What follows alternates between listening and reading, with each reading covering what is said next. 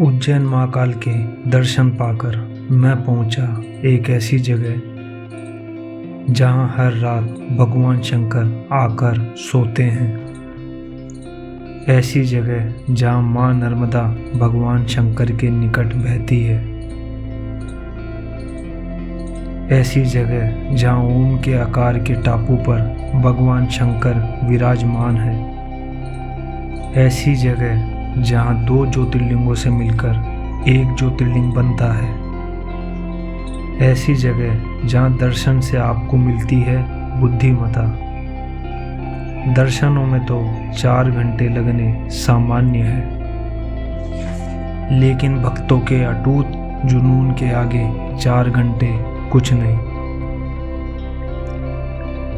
यह जगह है ओमकारेश्वर।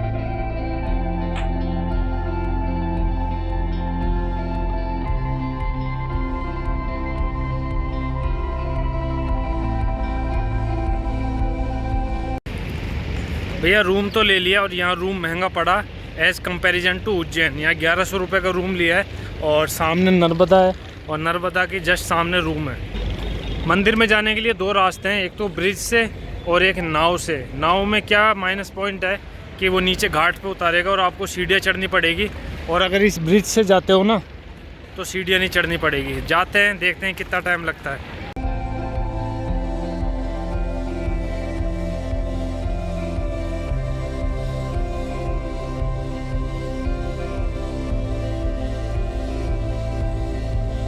पुल पार करके मैं भी लग गया ओमकारेश्वर के दर्शन के लिए लाइन में,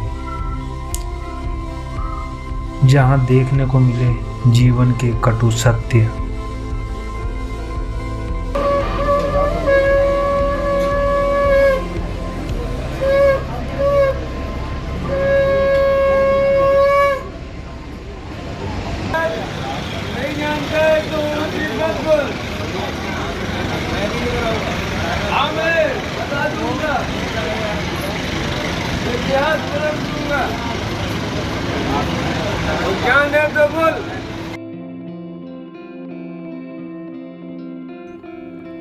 लाइन में इंतजार के साथ देखने को मिली मां नर्मदा और उस पर चलती हुई नाव।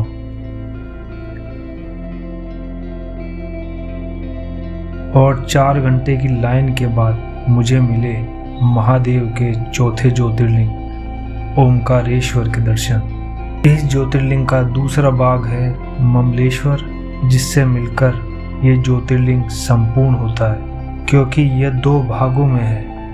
एक मां नर्मदा के दक्षिण छोर पर और दूसरा उत्तरी छोर पर। देखो मैं हूँ अभी मां नर्मदा के तट पे, और जो 2 ज्योतिर्लिंग है ना, जिनमें एक तो ओमकारेश्वर है और दूसरे ममलेश्वर है, दोनों के दर्शन मैंने कर लिए हैं। ओमकारेश्वर जी के दर्शन में मुझे लगे 3.5 घंटे और ममलेश्वर जी के दर्शन में लगा टाइम मुझे आधा घंटा। अगर ओमकारेश्वर मंदिर में थोड़ी सी भी भगदड़ मच जाए तो बड़ा हादसा हो सकता है, लेकिन भोलेनाथ ने सबको संभाला। आज भीड़ इतनी ज़्यादा थी कि मैं तकरीबन 12:30 से 1 बजे के बीच में दर्शन में लगा था, और मैं निकला वहाँ से तकरीबन 3:30 के अराउंड है ना, तो 3-3.5 घंटे ऐसा कुछ मुझे समय लगा। और ममलेश्वर जी के दर्शन करे तो आधा घंटा। यहाँ मां नर्मदा के घाट पे ही मेरा गेस्ट हाउस है, और गेस्ट हाउस मैंने ले लिया था। आपको पेड़ दिख रहा है, बस उस पेड़ के पास में मेरा गेस्ट हाउस है, जो मुझे पड़ा है 1100 रुपये में। और यहाँ जो ये फटफट फटफट फटफट आवाज़ आ रही है ना आपको, ये है यहाँ की बोट की जो चल रही है पीछे मां नर्मदा में। कई लोगों का प्रश्न होता है कि ज्योतिर्लिंग तो ओमकारेश्वर है, फिर ममलेश्वर क्या है? तो जब विंध्या पर्वत ने महादेव की उपासना की थी और वो प्रकट हुए थे, तो उन्होंने मांगा था, हे प्रभु आप यहीं बस जाएं। तो उनके साथ साथ है ना, जो भी देवता थे वो भी यहाँ आ गए थे। उन्होंने भी महादेव को कहा कि प्रभु आप एक शिवलिंग में और प्रकट हो जाएं। तो 2 शिवलिंग मिलकर के बने हैं, एक ओमकारेश्वर है और एक ममलेश्वर है। ओमकारेश्वर जो है वो है उत्तरी दिशा की तरफ, और नर्मदा के दक्षिण दिशा की तरफ है ममलेश्वर। तकरीबन 5-6 घंटे से खड़ा हूँ मैं, और अब पैरों ने जवाब दे दिया है। हालत हो रही है ख़राब। रूम पे जाता हूँ, थोड़ा लेटता हूँ। सोच रहा हूँ कि लेटने से पहले ड्रोन उड़ा लूँ, नहीं तो अंधेरा हो जाएगा। कहते हैं पाप को चाहने वाला बिखर जाता है और महादेव को चाहने वाला निखर जाता है। यही मेरे जीवन की असली पूंजी है जो मैंने कमाई है।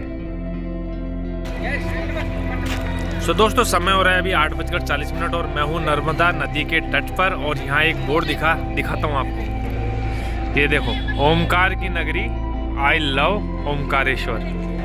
अच्छा, जितना पसंद मुझे महाकालेश्वर उज्जैन लगा ना, उतना ही पसंद मुझे यहाँ भी लगा। वो इसलिए क्योंकि यही शिवलिंग का नाम है ओमकारेश्वर और मेरे पिताजी का नाम भी था ओमकार। तो कहीं ना कहीं शिवलिंग से है ना पिताजी की यादें जुड़ी हुई हैं। वैसे इतनी परीक्षा तो है ना उज्जैन के महाकाल ने भी नहीं ली जितनी यहाँ के ओमकारेश्वर ने ली है। 4 घंटे लाइन में लगा रहा मैं, तब जाकर के दर्शन हुए।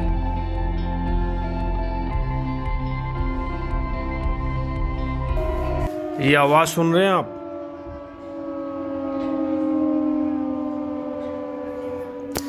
ये सुबह से 4 बार आ चुकी है और ये आवाज़ है सायरन की। मतलब यहाँ बांध है, डैम है, तो जैसे उसके गेट खुलते हैं ना थोड़े से, तो ये आवाज़ कर देते हैं ताकि कोई नाव वगैरह चला रहा हो ना, उसमें बोट वगैरह कर रहा हो तो सतर्क हो जाए।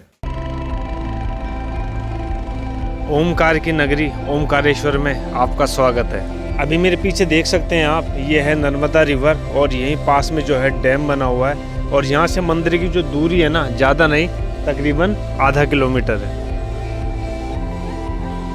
और जिस रूम में मैं रुका हुआ हूँ, यहाँ से ओमकारेश्वर जी के मंदिर के दर्शन आराम से होते हैं, सामने ही है। अच्छा, ये जो आवाज़ आती है ना बार बार, ये यहाँ डैम है, दिख रहा होगा आपको। और डैम से जब पानी छोड़ा जाता है ना, सतर्क किया जाता है लोगों को, उसके लिए सायरन बजाया जाता है। और पूरी रात से जो है ये बज रहा है, मैं सुनता हूँ बार बार। और मुझे ऐसा लगता है कहीं डैम पूरा नहीं खुल जाए और पानी एकदम से नहीं आ जाए, क्योंकि यहाँ सामने ही है ना माँ नर्मदा नदी बह रही है। और इसमें जो है बोटिंग भी लोग कर रहे हैं, सुबह सुबह होते ही जो है बोटिंग स्टार्ट हो जाती है। वैसे इस जगह को ओमकारेश्वर क्यों कहा जाता है, इसका तो पक्का कोई प्रमाण नहीं है, लेकिन कहा जाता है कि जिस टापू पे मंदिर बना हुआ है ना, ये ओम आकार का है, इसीलिए इस जगह को कहा जाता है ओमकारेश्वर। इधर चल रही है बोट, यही बोट पूरी रात से आवाज़ करी जा रही है। हालांकि 10 बजे के करीब इसकी आवाज़ बंद हो गई थी। वैसे तो बोटिंग का चार्ज है 100 रुपया, लेकिन अगर आप मंदिर जाना चाहते हो ना, तो मंदिर जाते जाते बोट आपको छोड़ देगी 50 रुपये। देखो, अभी वापस से सायरन बजने लग गया है।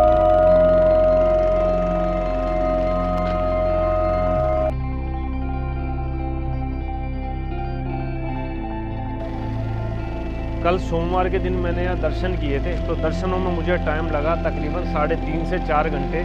भीड़ बहुत ज़्यादा थी, लेकिन यहाँ के VIP दर्शन का चलन थोड़ा ज़्यादा है। मतलब पंडित जी आएंगे, बार बार पूछेंगे कि एक जने की 1100 लूँगा, दर्शन करा देता हूँ। शायद उस वजह से जो है भीड़ लगती है। लेकिन मैंने ये रियलाइज़ करा अंदर जा कर के कि शिवलिंग तो बिल्कुल पास में है, जो ओमकारेश्वर ज्योतिर्लिंग है वो बिल्कुल आपके नज़दीक रहता है। उसको मतलब एक शीशे से कवर किया हुआ है, मतलब शीशा लगाया हुआ है बीच में।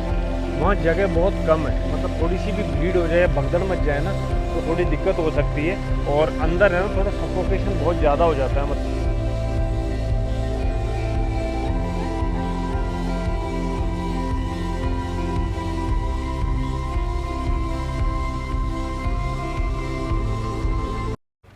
चाय में यहाँ आपको चीनी ज़्यादा ही मिलेगी, तो जब भी चाय पीनी हो कहना कि कम चीनी की चाय बनाओ।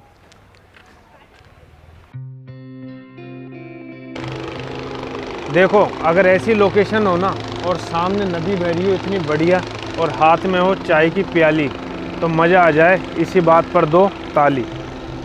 और यहाँ से मैं मंदिर के बहुत अच्छे दर्शन कर पा रहा हूँ, सामने मंदिर है। हालांकि दर्शन शिवलिंग के मैंने कल कर लिए थे।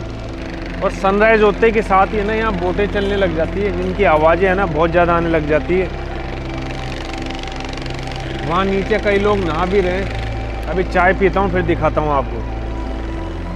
आप अगर यहाँ आओ तो ऐसे समय पर आना जब छुट्टियाँ वगैरह नहीं हो और भीड़ थोड़ी कम हो, क्योंकि मंदिर है ना जो, वो थोड़ा अंदर से मतलब थोड़ा कंजेस्टेड है, तो भीड़ बहुत ज़्यादा हो जाती है, मतलब दबते हैं आदमी अंदर।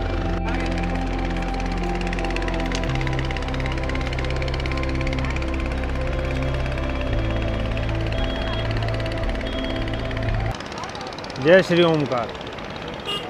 ये नर्मदा नदी के ही हैं?